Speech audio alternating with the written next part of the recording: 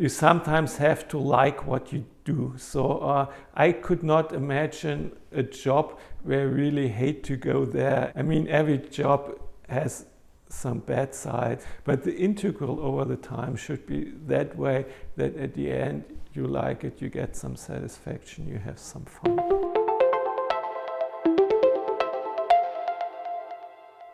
Hello, thank you for having us in your office. What do you like about molecules? I like to construct molecules, so I'm by heart a really synthetic chemistry, so I like to construct new molecules. It's a challenge how to do that, and it's the kind of satisfaction or happiness if the idea of the molecule, how you make it, is really working. So at the end, I'm already satisfied if the synthesis is working. And I see the molecule on the screen or see nice spectra or so on. Yeah. And you have lots of covers in your office with molecules on it. So do you remember every molecule you've ever synthesized?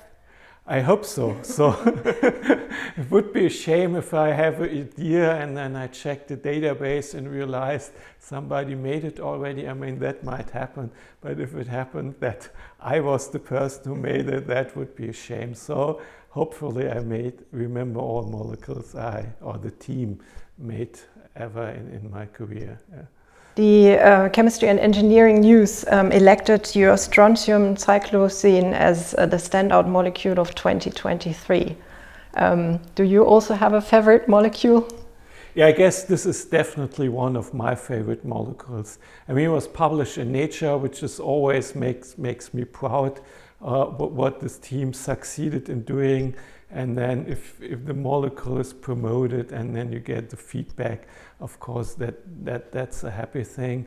But I mean, I'm now for quite a long time in chemistry, and so I guess we made a lot of really nice molecules. So we made some unusual metal-metal bondings for rare earths and so on. And so over the years, there are some of my favorite molecules, yeah. But this is definitely within the top 10. Yeah. Mm-hmm. What is particularly challenging about your research? Yeah, as I said, my major focus is the synthetic chemistry. So that's what motivates me. But it's not once it's a challenge to make these molecules, but we always have a vision why we are doing that.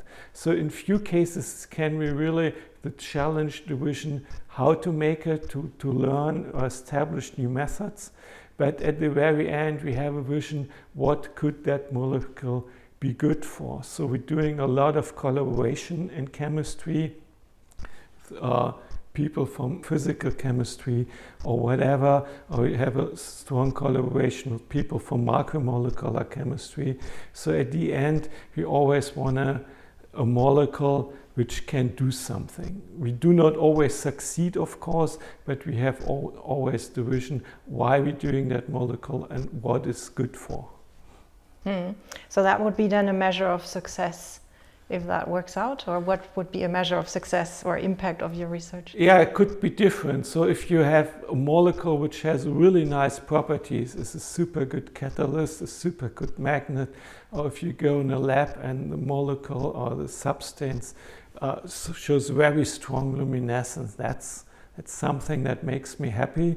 But as I said, I still like to construct new molecules, so even if it does not have an application, but simply looks beautiful, or the synthesis was really challenging, and then we found a method which is new in chemistry, and we can establish that to make other molecules that way. That's also something which is in the focus of our research.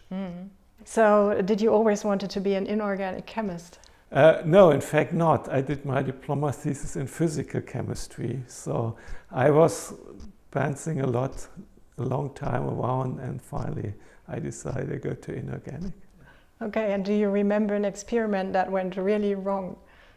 Yeah, I had, when I did my habilitation, I had a fire in the lab and I burned my fingers. And what is especially rewarding in your academic life for you? Yeah, I really like doing research, so this is making my hobby to a profession, so I'm in a very privileged position.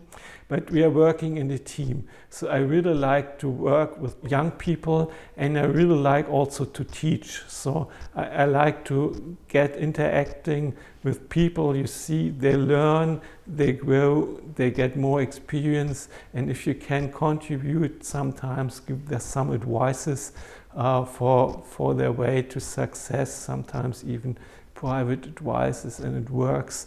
And after sometimes they come back and say, oh yeah, good that you gave me that advice. That's also very satisfying for me. So what do you like most about your PhD students in your group? If I have fun with them, yeah.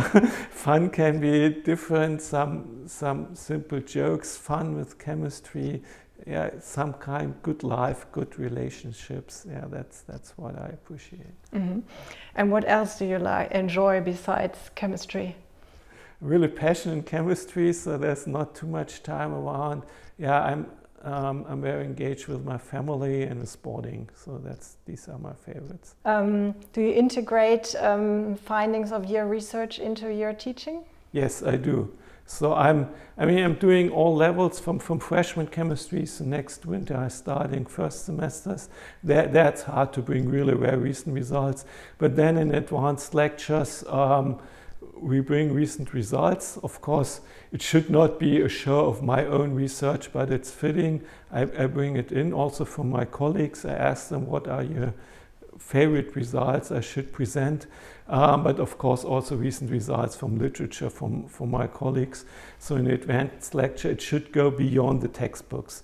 And so in that I'm really interested in current research. And if part of my stuff is in, it's nice, but this is not the criteria. It should be really recent developments in the lectures. And how is digitalization or modern technology changing how you teach? Less than it is expected. Yeah? So usually I ask the students if they want to have a full PowerPoint presentation, which I have on hand, or if I should work on the blackboard. And in many cases, the students prefer even the old school blackboard, because I feel really it's not so much the technical setup, it's more the way how you teach, how much you engage, how good you are prepared, how you interact with the audience, and how can you transfer, can I transfer my fascination for chemistry to the students. I guess this is the more important part. So I really like to play around with all new technical developments and gadgets and so on, but it's a nice way to helping you, but the other thing, the teacher is more important than the techniques. And you also, we saw in your office over here that you have something printed with a 3D printer to make it more visual. You also have these experimental lectures at Christmas time. Yes. So what is special for you about that? Yeah, it's also the fun again. Yeah, so I do all this experience by myself in a Christmas lecture, and if I do experimental lecture for the freshman students, I do all experience by myself. See, the professor is doing that. The professor fails sometimes. Yeah, I have to admit I have very good technicians. They prepare it for me, so the rate of failure is very low thanks to these people who support me. Otherwise, maybe it would not be that good. And but if I see the people reacting and they like the experiment, I repeat it again. And so transferring my fun and playing around, the fun with the experiments, also to transfer it. And people say it's not a burden for me, the teaching, but I really like to do it. And so I like to do experiments. And Christmas lecture, of course, it's not very scientific. It's more an entertainment show, but once in a while it's nice also to show people, okay, chemistry can also sometimes not only be a serious science. And how do you balance your time between teaching and research and other stuff you probably have to do, like writing papers? Yeah, it's very, very hard. I mean, there's no good recipe. Sometimes the pressure from one side is harder. I mean, during teaching time, of course, there's more time for teaching, and then sometimes there's urgently a grant needed to be set up. So it's really hard to find a golden rule. So I try to organize myself very good, keeping deadlines in mind, so finishing very early, and so being organized. So if something unexpected is happening, I can react without really making a bad job. And do you have an advice for students who would like to go into chemistry? Yeah, it's always never listen to any advices, yeah. But it's the way, I mean, you sometimes have to like what you do. So I could not imagine a job where I really hate to go there and hate my life and hate the job. So, I mean, every job has some bad sides and sometimes you're disappointed. But the integral over the time should be that way that at the end you like it, you get some satisfaction, you have some fun. Okay, so thank you very much for the interview. Yeah, thanks.